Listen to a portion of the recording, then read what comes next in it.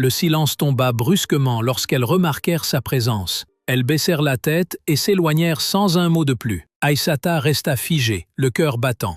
Pourquoi cette attitude? Pourquoi parlait-on d'elle comme si elle était en danger? Cette nuit-là, elle eut du mal à trouver le sommeil. Les ombres dansaient sur les murs, projetées par la lueur de la lune filtrant à travers les volets. Tout semblait plus pesant, plus sombre que la veille. Un bruit la fit sursauter, un léger clapotement d'eau. Elle se redressa d'un coup, tendant l'oreille. La maison était vide. Et pourtant, elle avait distinctement entendu quelque chose, comme des gouttes tombant sur le sol. Elle s'approcha lentement du seau posé dans un coin de la pièce. L'eau était calme, mais en s'y penchant, elle crut voir un mouvement imperceptible à sa surface. Un frisson la traversa.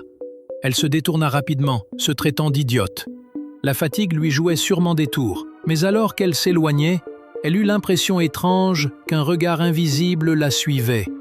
Le lendemain, elle décida d'en apprendre plus sur ces légendes. Elle se rendit chez l'un des anciens du village, un vieil homme que tout le monde appelait Baba Moussa. Il vivait à l'écart, dans une petite case entourée d'herbes et de symboles mystérieux peints au sol. « Mère Fatou a laissé son journal, n'est-ce pas ?» demanda-t-il en la voyant entrer. Aïssata hocha la tête, surprise. « Alors tu as lu l'avertissement ?»« Oui, mais je ne comprends pas.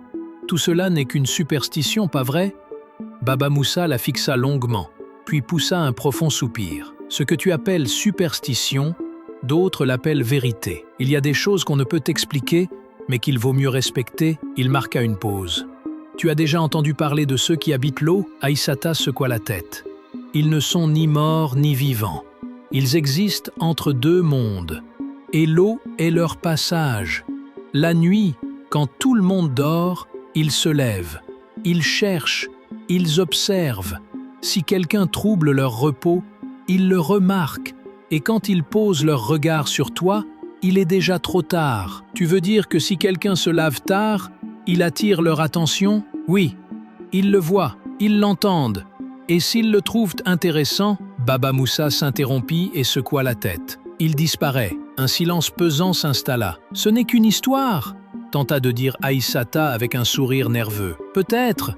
répondit le vieil homme en haussant les épaules. Mais personne ici ne prend le risque de le vérifier. Aïssata quitta la maison de Baba Moussa avec plus de questions que de réponses. Tout cela n'avait aucun sens, mais au fond d'elle, quelque chose l'empêchait d'ignorer complètement ses avertissements. Et pourtant, cette nuit-là, elle décida de braver l'interdit.